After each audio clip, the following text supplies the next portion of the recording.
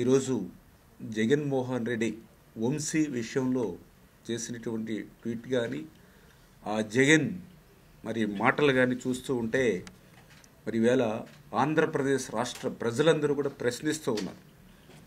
ఏదైతే వల్లభనేని వంశీ చేసినటువంటి అరాచకత్వం కానీ ఆయన రౌడీయిజం కానీ మరి ఆయన యొక్క అరాచకత్వం పాలనని ఆ రోజుని చేసినటువంటి దాన్ని ఖండించకపోగా మరి ఈరోజు ఆ వంశీకి ఒత్తాసు పలకడం చూస్తూ ఉంటే ఒక దొంగే ఇంకొక దొంగను ఆదరించేటువంటి సంస్కృతి, ఒక అరాచకవాదే ఇంకొక అరాచకవాదిని మరి కౌగులించుకునేటువంటి పరిస్థితి ఈరోజు జగన్ మాటల్లో మనందరికీ కూడా కనిపిస్తున్నటువంటి పరిస్థితి.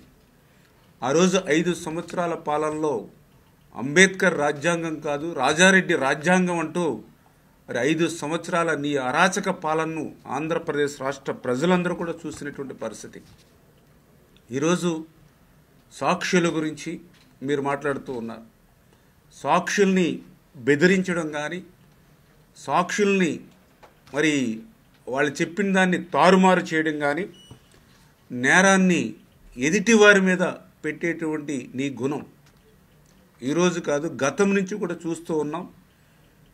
జగన్మోహన్ రెడ్డి నీ కేసుల్లో కూడా ఈ రకమైనటువంటి పరిస్థితి మనందరం కూడా చూస్తాం.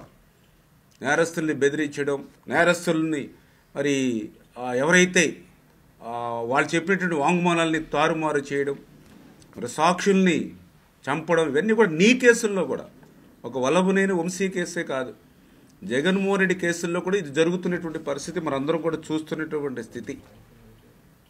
ఏదైతే నేరం చేసి ఆ నేరం నుండి తప్పించుకోవడానికి ఇంకొక నేరం చేసినటువంటి వల్లభనేని వంశీ యొక్క విధానాన్ని నువ్వు ఖండించడం అని మరి అతనికి ఒత్తాసు పలకడం అని అంటే ఈరోజు రాష్ట్ర ప్రజలందరూ కూడా అసహించుకునేటువంటి పరిస్థితి. ఈరోజు జగన్మోహన్ రెడ్డిని సూటిగా అడుగుతూ ఉన్నాం.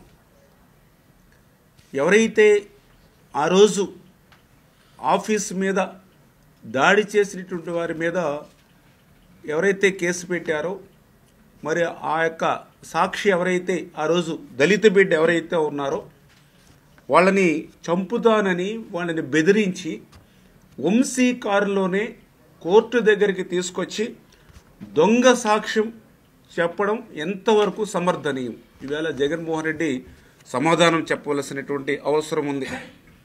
ఒక దళిత బిడ్డను కిడ్నాప్ చేసి విశాఖపట్నంలో వంశీ ఆధీనంలో పెట్టుకుంటే ఎందుకు ఖండించలేకపోతూ ఉన్నావో ఈరోజు జగన్మోహన్ రెడ్డి సమాధానం చెప్పవలసినటువంటి అవసరం ఉంది. ఈరోజు మరి అరాచకత్వవాది వంశీని వెనకేసుకొస్తున్నటువంటి జగన్ ఈవేళ వాస్తవాల్ని, ఎందుకంటే ఆ రోజు తెలుగుదేశం పార్టీ ఆఫీస్ అంటే ఒక పార్టీకి ఒక దేవాలయం లాంటిది పార్టీ కార్యాలయం అంటే, అటువంటి పార్టీ కార్యాలయం కూడా ఎక్కడో మారుమూల అడవుల్లో లేదు. నేషనల్ హైవేకి పక్కనున్నటువంటి తెలుగుదేశం పార్టీ కార్యాలయాన్ని మరి ఆ రోజు వంశీ అనుచరులు తగలబెట్టినటువంటి మాట వాస్తవమా కాదా? ఈవేళ జగన్మోహన్ రెడ్డి సమాధానం చెప్పాలి.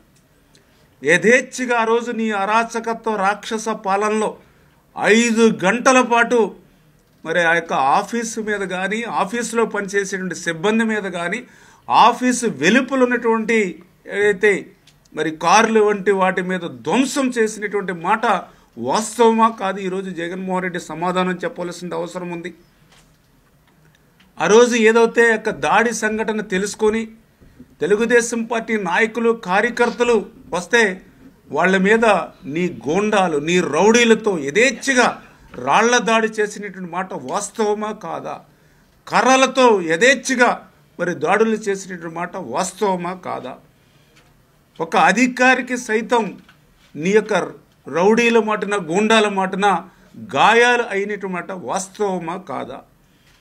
ఆ రోజు బాధితులు ఎవరైతే ఉన్నారో ఆ బాధితులు పెట్టినటువంటి కేసులను మీరు తీసుకోకుండా ఆ బాధితుల మీద ఎదురు కేసులు పెట్టి ఆ రోజు కూడా కళ్యాణి గారిని అరెస్ట్ చేయడానికి ఇంటికి పోతే కనీసం బట్టలు మార్చుకోవడానికి కూడా అవకాశం ఇవ్వకుండా నిర్దాక్షిణ్యంగా ఆ రోజు వ్యవహరించినటువంటి మాట వాస్తవమా కాదా?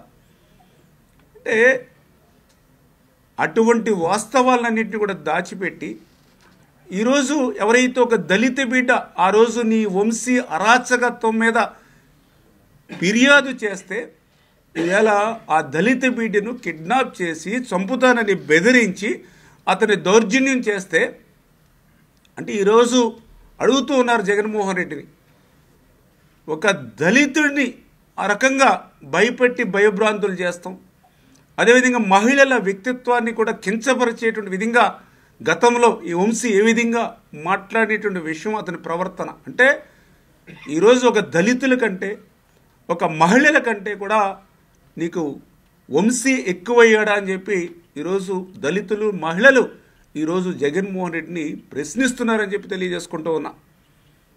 ఈరోజు ఒక్కటే గుర్తుపెట్టుకోవాలి, ఏదైతే గత 5 సంవత్సరాల మరి పోరాటంలో ఆ రోజు ఒక్కటే చెప్పాం, ఎన్నికల ముందు ఆంధ్రప్రదేశ్ రాష్ట్రంలో జంగల్ రాజ్యం పోతుంది, మళ్ళీ జనరాజ్యం వస్తుందని ఆ రోజు మేము చెప్పిన మాట ఏదైతే ఉందో దాని ప్రకారం ఈరోజు ఆంధ్రప్రదేశ్ రాష్ట్రంలో రూల్ ఆఫ్ లా ఈరోజు పునరుద్ధరిస్తూ ఉన్నాం. చట్టం తన పని తాను చేసుకుంటూ పోతున్నటువంటి పరిస్థితి. ఎందుకంటే ఈరోజు తెలుగుదేశం పార్టీకి లా అండ్ ఆర్డర్ని కాపాడడం ఈరోజు కొత్త కాదు.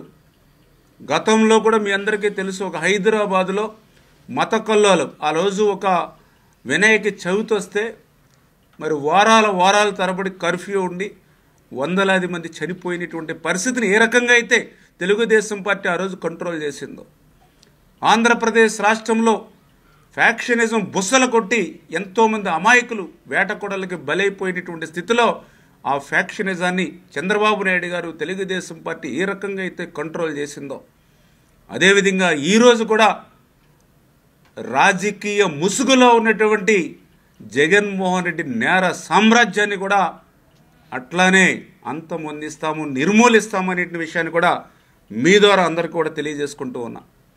ఎందుకంటే